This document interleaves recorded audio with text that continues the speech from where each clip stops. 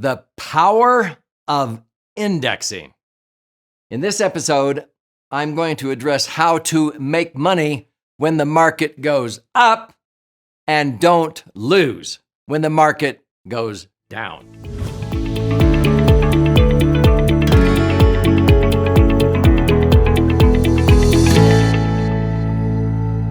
My name's Doug Andrew. I've been a financial strategist and a retirement planning specialist now for north of 48 years. And I have thoroughly enjoyed my profession, helping people optimize their assets, minimize taxes, and empower what I call their authentic wealth.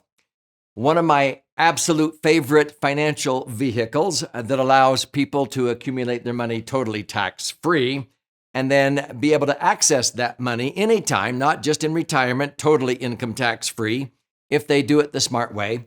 And then when they ultimately pass away and die, anything they leave behind blossoms or increases in value and transfers income tax-free. And it's what I call a laser fund. Now, LASER is an acronym that stands for Liquid Asset Safely Earning Returns. And what is a laser fund? Well, it's built on the chassis of an indexed universal life insurance contract, but it has to be structured correctly and funded properly.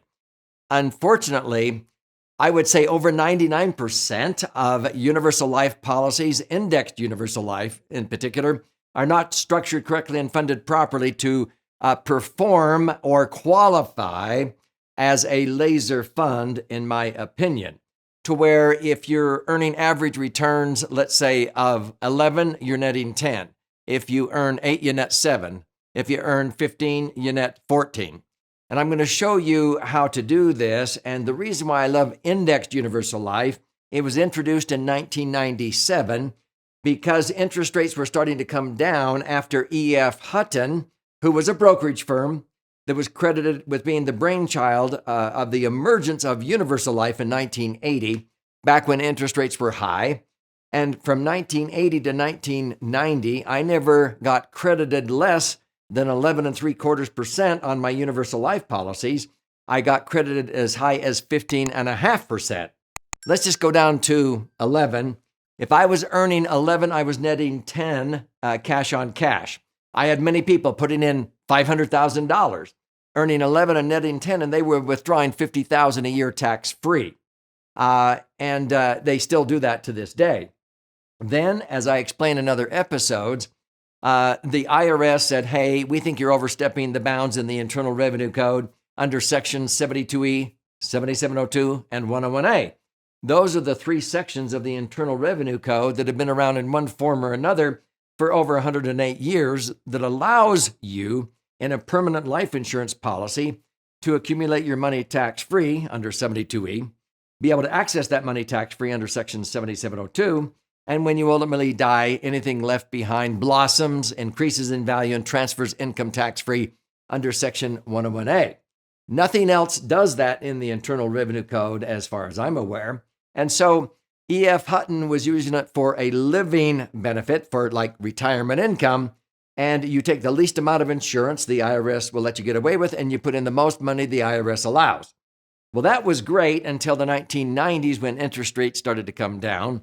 And to offset that, they introduced indexed universal life in 1997. Now, when I saw that, I said, this is the answer. I was able to tweak my rate of return from an average of, let's say, 7.2% up to, again, 9.6% or even higher some periods by linking to an index. So in this episode, I'm going to explain the power of indexing, and I'm going to simplify this as much as possible. It's explained in my book, The Laser Fund, and stay with me to the end of this episode. I want to gift you a free copy of this 300-page book, and the chapter in here is chapter 6 that talks about the power of indexing, okay? So when we talk about indexing, the best example I like to use is the Great Recession. This is the worst 12-year period since the Great Depression. It started actually in November of 1999 on this chart and ends 12 years later in November of the year 2012. Now, the reason why it's the worst 12-year period is because there are a lot of Americans that saved their entire lifetime in, let's say, tax-deferred IRAs or 401ks invested in the market. And they saw that, let's say they accumulated $1 million, okay? And you can extrapolate from this, whether you have 100,000, 1 million, 10 million, it doesn't matter. Many people had $1 million nest egg, and they saw that nest egg dwindle in value to under 600,000 twice in that 12-year period. The first time was after the 9/11 terrorist attacks in 2001, September 11th.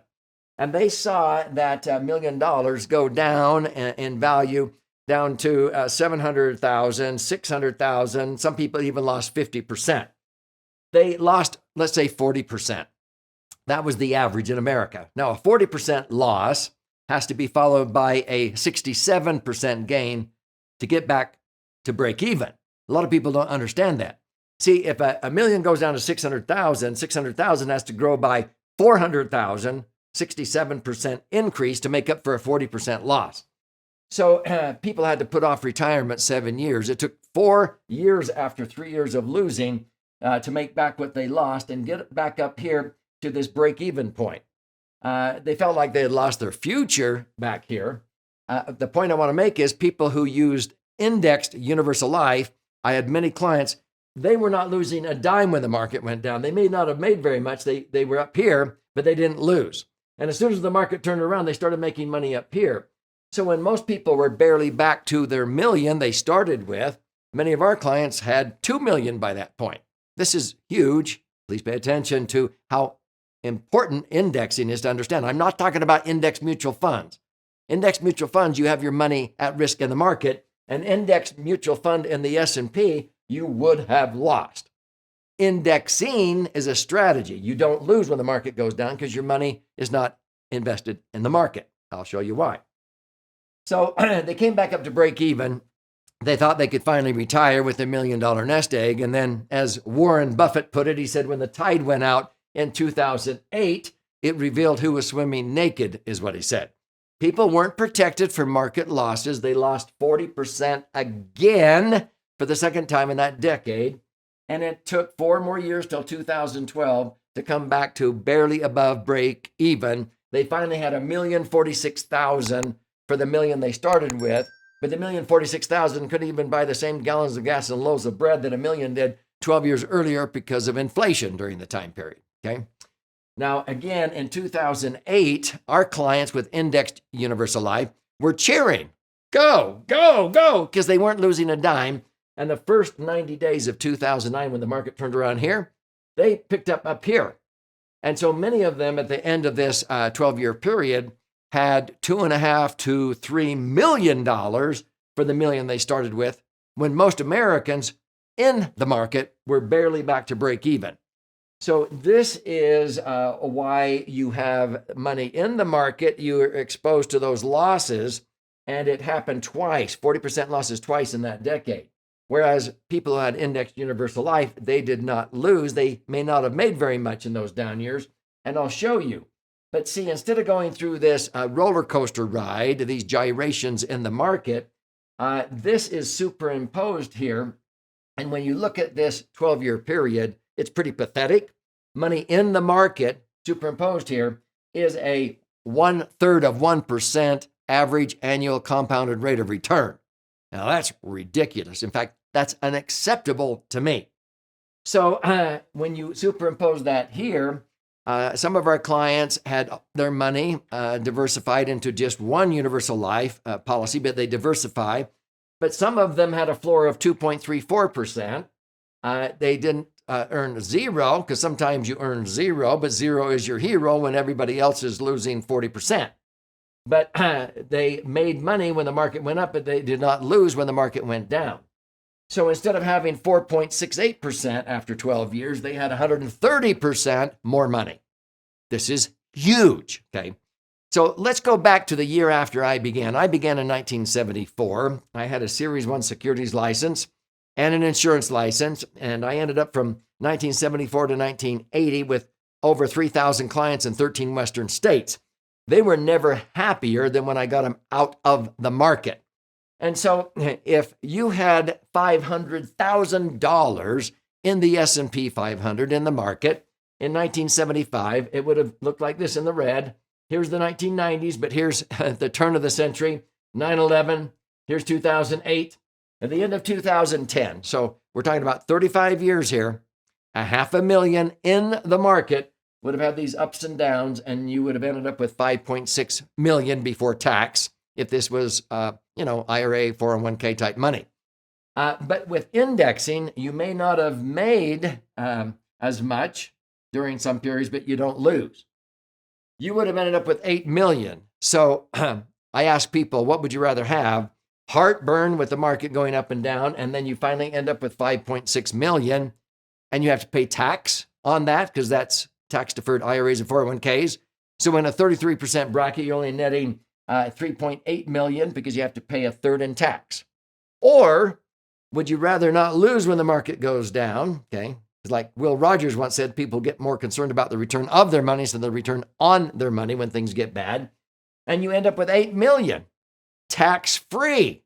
What would you rather have? 8 million tax-free and no heartburn, or a net of 3.8 million and a whole bunch of heartburn? Yeah, the choice is obvious. That's indexing. So one concept with indexing is lock in and reset. So again, a lot of times people will say, well, if you had your money in the market and it went up 10, down 10, up 10, down 10, up 10, down 10, that's just zero. No, if the market goes up 10 and down 10, you're losing 10% of 110,000. If the market went up 10% and then you're down to 99,000. It goes up 10% on 99,000, then loses 10. You're only going to have 95,000 at the end of that 10-year period. If you have 5 years, the market went up 10 and 5 years it went down. Does that make sense? And so if you had indexing, you may not make money. Zero is your hero when the market goes down, but you don't lose. And so you only have 5 up years, and 5 years you didn't make anything, but you didn't lose. What's the difference? You'd have 161,000, okay? The average return, they say, is 10%, but your actual return, you lost 5% of your money, whereas with indexing, you have 61% more money. That's called lock in and reset. It's like a ratchet wrench, where when you tighten a bolt or a nut, you're progressing, but then you reset, click, click, click, click. You're resetting, you're not retrogressing, you're not losing progress you made on your money. You may not make any progress, but you don't lose progress like money in the market. Does that make sense? So that's lock in your gains and reset every year. And I'll give you a couple of other examples here in just a moment. So people always say, come on, I've never seen one of these things. Do they really work this way? Oh, we have got thousands of pages of actual annual statements of money being linked to indices or indexes because you can diversify. So in other episodes on this channel, I talk about, well, you can link to an index like the S&P 500. You could link to the Dow Jones, to the Russell 2000, to the Barclays U.S. Dynamic Balance Index. You can do low volatility indexes. You can diversify, and let's say you have $1 million or 100,000, it doesn't matter. I can link 20% when I'm feeling bullish about America, 20% to the S&P, 20% to the Dow, 20% to the Russell 2000. You can leave, 20% in the insurance company earning the general account portfolio of 3 or 4% if you want. So you diversify by using different indices. You can also diversify by using different linking methods, like 1 year point to point. You can go link, and it can link from August 15th to August the 15th next year. You can do dollar cost averaging. You can take, let's say you have $1 million in there and you want to do dollar cost averaging. So they'll take 1/12 of your million and link it from this month to the 15th of the same month a year later, 12th to the next month and the next month. And so you're doing dollar cost averaging. You can use 2 year point to point. So that means you wait 2 years, and then there is there is a cap, but the cap is higher because you're spreading out over 2 years. You're waiting 2 years to find out, did the S&P go up or what have you? If you're going with a 5 year, sometimes we seize those opportunities where we link, and 5 years later we measure and there is no cap, and they credit you the increase over a 5 year period. And they even smooth the last 6 months or the last year of that 5-year period. Well, people say, which one's best? Well, all of them. You can link some of your money, let's say 20% in one and 40% in another, 40% in the 2-year and the 5-year. Your average return would be around 11 or 12% if you did that. If you diversified and put 50% and linked it to the 2-year and 50% to the 5-year, the average return over most 20-year periods is over 14%. So you can diversify by linking periods, by indices.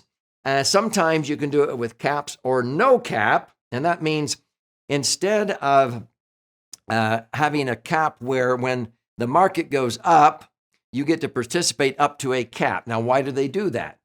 Well, here's how indexing works in a nutshell. If you have $1 million in cash value, and it doesn't matter if it's 10,000 or 100,000, but let's say you have $1 million in there, and you can extrapolate from this. It's in the insurance company in your insurance policy, and it's earning the general account portfolio rate. Okay. Now, the general account portfolio is where the insurance company is investing in very conservative, safe investments in AAA and AA bonds, in mortgages on shopping malls and skyscrapers and so forth. Very few stocks, and they're usually blue chip stocks. And so they're very conservative, and they have to be liquid and safe. And so when interest rates are low, like they've been the last few years, when Universal Life first came out, interest rates were high, and that's why I earned between 11.75% and 15.5%. When interest rates came down, that's when they introduced indexing, so you could link. So when you choose, you can just leave your money in the insurance company and earn the general account portfolio rate. Right now, that might be 4%, let's say. Now, they need one of those percentage points for them, and so you might net 3. Well, that's 3 times what banks pay if they're paying you 1. So anytime you want, let's say you have $1 million in there, you could say, just pay me 3% this year because I think the market's going to crash. So they'd pay you $30,000. But if you feel bullish about America, you can link some or all of your money to an index or indices of your choice and diversify. And so what are you doing? Your million is still safe in the insurance company, earning the general account portfolio rate, the gross rate of 4, let's say, and you can net 3.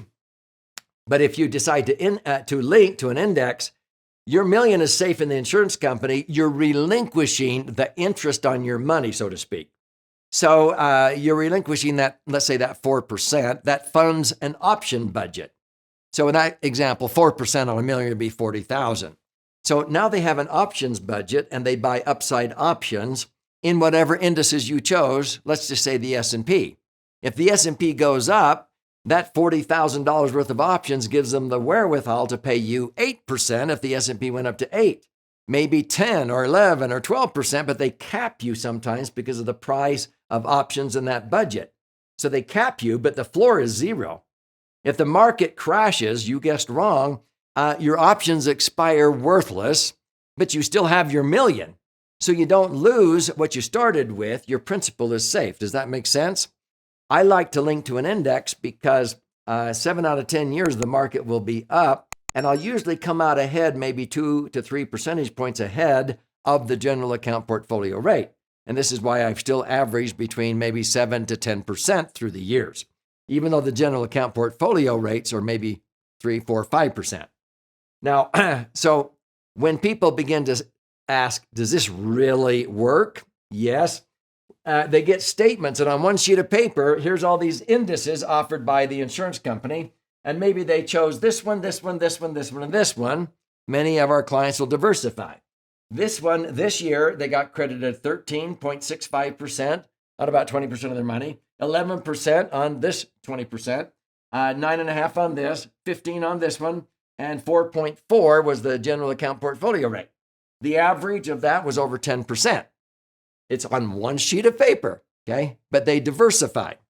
Many times they'll get a statement like this, and it will show it in this fashion, and it will show the percentage, but it'll show your policy's average interest rate this year was 7.14, which is a very common average, or 7.84 on this one. Here's another one where it's diversified into these 3, and you are able to see the average return between 6.22, 9.39, and 10%. 8.51. The statements are so simple. You don't have to read the Wall Street Journal every day. Okay, this is like once a year you decide to link or not link, and you will get a statement showing your actual credited rates on your money tax-free. Here's another example where they diversified between these, and this shows from March of the year 2020. What happened in March of 2020? COVID-19 pandemic caused the market to drop 30%. Our savvy professionals, they called many of their clients who had their linking period, I said link to a 1 year point to point with no cap.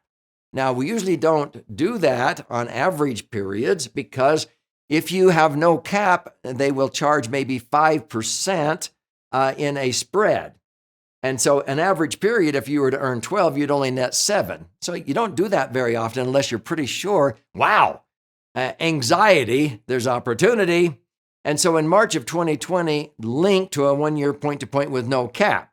Well, from March of 2020 to March of 2021, 1 year later, the market was up 66.33%, minus 5 percentage points. This client got 61.33% on that allocation of their money, $83,000, okay?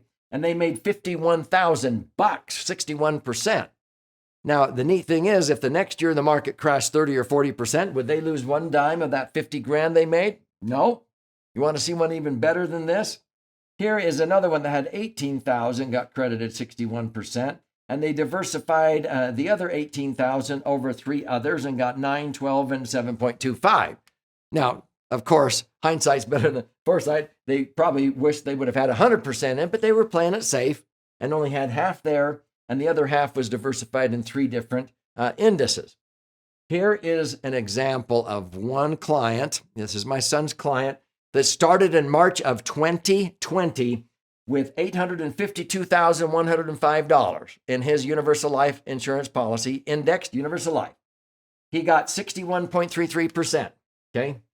So he was credited from March of 2020 and March of 2021. He got credited over $500,000, $535,313. Now, his account balance in March of 2021 was $1,387,000. If the market would have crashed 30 or 40% the next year, which it didn't, it actually grew another 20%, he would not have lost one dime of that $500,000 he made in 2020 to 2021. That's lock in and reset. But that's incredible. I don't even want to show you a statement of some of our clients that chose how to use a multiplier. A multiplier, I'll just give you a sneak preview. You can learn about them in the LASERFUND, our latest edition. If you want, you can say, well, instead of having 0 be my hero and only using the interest on my million, you can use another, let's say, 7.5% of my million. Now, that'd be $75,000 to fund your options budget on top of the, let's say the 3 or 4%. So you don't want to lose 40% if you guess wrong, but you're willing to maybe lose as much as 7.5%. So you're capping your loss. That allows the insurance company to fund an option budget way more, and so they will credit you 2.7 times in that example. We had clients that did this, and they got credited 153% because the insurance company had the wherewithal with the options budget to pay them 2.7 times. Sometimes you are willing to take maybe 5% as a cap on your loss, and they'll credit you maybe 2 times. But this is called a multiplier. The point is this: when you get a statement, you can diversify by using indexing. You get credited when the market goes up. You do not lose when the market goes down. You might get credited on 20% of your money or 33%, however you diversify. 14.89, 16.5, 10.25, 15.07, 13%. I show you these because I have naysayers, critics out there that go, I've never seen one of those index insurance policies credit you very much. Well, I can show you hundreds and even thousands of statements of people who have actually been credited with incredible rates of return, but we probably only illustrate 6 or 7%, because we want to underpromise and then overdeliver, because on the average, based on actual history, most of our clients have been able to achieve rates of return more like 8, 9, and 10% average. Only a few years maybe up to 61%. Other years, 0 is your hero. But if you can earn a 10% tax-free return, that would be like earning a 15 to 16% tax-deferred rate of return after you pull out your money and pay the tax. Does that make sense? That's why this is one of my favorite vehicles ever. So here's how you can learn more about this in chapter 6 of this book. This is actually 2 books in one, and I want you to claim your free copy. Here's how. Simply go to laserfund.com, LASER fund.com, or click on the link below. And you contribute a nominal amount towards the shipping and handling. I'll cover the rest of that cost, and I will pay for the book. I'll fire out a hard copy to you. There's options there if you want to listen and learn or watch and learn. There's even also options in there where you can join us for online educational webinars, and you can even set up an appointment to talk to an IUL specialist to see how this may apply in your particular set of circumstances. But I want you to be educated and take ownership of your brighter future. This side is the left brain side with all the charts and graphs. If you learn more by stories, you flip it over to this side, and there's 61 actual client stories. If you want to learn both right brain, left brain, read both of these books. But this is the beginning of your brighter future, so claim your free copy now. If you want to see how indexing really works, go to chapter 6 of the left brain side.